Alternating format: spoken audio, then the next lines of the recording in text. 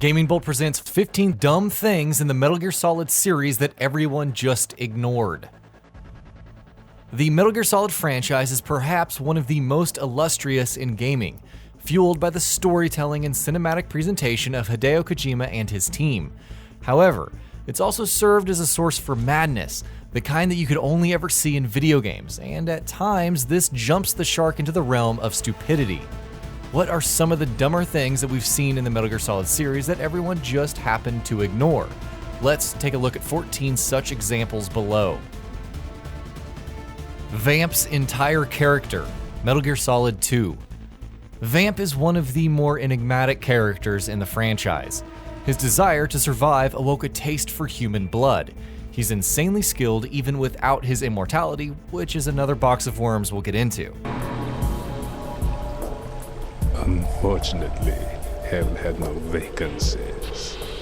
But what is his deal? He's revealed to be obsessed with being killed, but also kills a lot and envisions himself to be a vampire.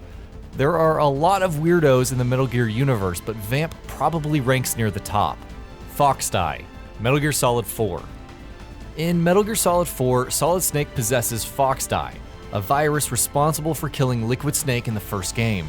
Eventually, this kills Liquid Ocelot in the climactic final battle of Metal Gear Solid 4. But why then? Why doesn't it activate at the docks where Ocelot beats the ever-living tar out of him, even electrocuting Snake in the process? We suppose it only waits for the game to be over before finally working. Again, see Metal Gear Solid 1.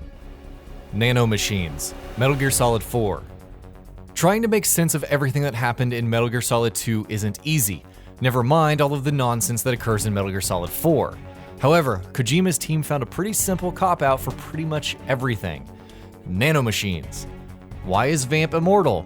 Nanomachines. Why can't Naomi die?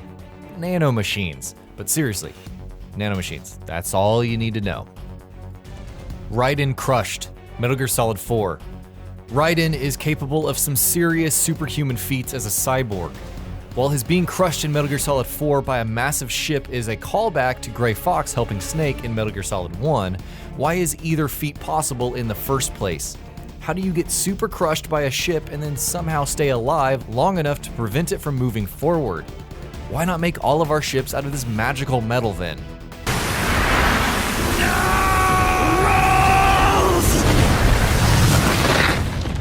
Raiden's naked romp, Metal Gear Solid 2. I never thought I'd see you again. You know me? Of the many strange things in Metal Gear Solid 2 Sons of Liberty, Raiden running around naked following his escape from captivity seems rather tame. Then you remember that Snake kept his pants on in the first game after being in a similar scenario. This even led to the legendary soldier Solid Snake to taunt him. Damn it, Raiden. Amazing how you walk around like that. Snake! Been waiting long?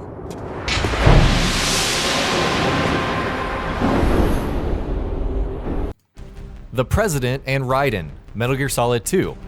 I'm prepared to face the consequences of my betrayal. Remember how we said Raiden running around naked is one of the tamer things in Metal Gear Solid 2? This is one of the not-so-tame things. What are you? What the? You're a man? Why the hell does the President grab Raiden's crotch? An intimidation tactic? Proving who's really the boss in this situation? No, really, go ahead, try to explain this to us. We will wait. A surveillance camera? Metal Gear Solid. This doesn't seem stupid until you really stop and think about it. So, Solid Snake, elite operative who took down both Outer Heaven and Zanzibar Land, defeating the legendary big boss in the process, is investigating Shadow Moses. He notices a Surveillance camera? and acts surprised, as if this is the last thing you should expect in a facility full of nukes. Next thing you know, he'll be going, Metal Gear? At some point, as if his life has anything else in it. Disguises and curfews, Metal Gear Solid 4. In the third act of Metal Gear Solid 4, you're in Eastern Europe.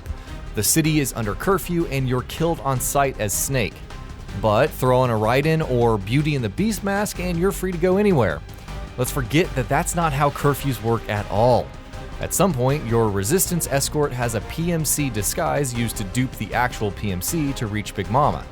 so why did he not use this earlier instead of all of this other nonsense? Vamp killing Emma, Snake dilly-dallying. Metal Gear Solid 2. During the sequence where Emma is protected by Snake and Raiden, both armed with sniper rifles, Vamp suddenly emerges from the water and takes her hostage. Raiden eventually gets a shot off, though Vamp still stabs Emma before falling into the water. This begs the question, what the hell was Snake doing? Especially since he's behind Vamp the entire time. Why not, shoot Vamp first? And when you codex Snake, he responds with basically nothing. Johnny proposes to MERYL, Metal Gear Solid 4. Johnny is something, let's just go with that. He's actually kind of handsome in a way, but he saves MERYL here and they have a neat little bonding moment. If it's alright, call me Johnny. Then Johnny professes his love for MERYL and asks her to marry him. MERYL, marry me! You've got a hell of a sense of timing! What the? To MERYL's credit, she actually brushes it off for his horrible sense of timing, but this is one of those things that felt oh so Hollywood in the moment and pretty dumb afterwards, especially since they actually got married in the end. Johnny. Marry me. Huh? Volgan's Big Mouth, Metal Gear Solid 3. The Philosopher's Legacy is the location of tons and tons of cash stashed by the world's superpowers. Clearly, you wouldn't just blurt out its location or indicate that information of said location is nearby, right? Philosopher's Legacy is safely in my possession, in the underground vault of Groznygrad. Well, no one taught those life lessons to Volgan when he was torturing Naked Snake. Granted, he probably thought he had Snake dead to rights, and then he totally wasn't going to escape, but still. Quiet covered up, Metal Gear Solid 5: The Phantom Pain. In Metal Gear Solid 5: The Phantom Pain, Quiet has been modified with superhuman abilities. Due to the nature of burns received at the beginning of the game, she has to breathe through her skin. The best way to deal with Quiet then is by covering her up, thus suffocating her. Why then is one of her alternative costumes something that covers her entire body? Would that not kill her? Ocelot shooting Hornets, Metal Gear Solid 3. You could probably stomach Ocelot using Ocelot noises to summon his minions. You could, we can't, it doesn't matter. Why does Ocelot decide to kill Hornets with his revolver at one point? Snake runs away, Ocelot's friends are being brutalized left and right, but the man himself perseveres. Then again, he did fake an entire personality by attaching a severed arm to his body, so he's clearly not in the right mind. SKULLFACE killing Snake, Metal Gear Solid 5: The Phantom Pain. Why doesn't SKULLFACE just kill Snake in Episode 6 of The Phantom Pain? There's a moment where the two are face to face and SKULLFACE mutters a few words to Big Boss before departing. Well, I'm sure you'll see the bigger picture eventually. Given all of the crap SKULLFACE has done, why not kill him? You could argue that he needs to learn more of the man's plans, but yeah, seriously, off him and get on with it. FATMAN on roller skates, Metal Gear Solid 2. Let's just cut to the chase. Why does FATMAN run around on roller skates? Is it because he's fat and can hardly move? Does it become easier with roller skates?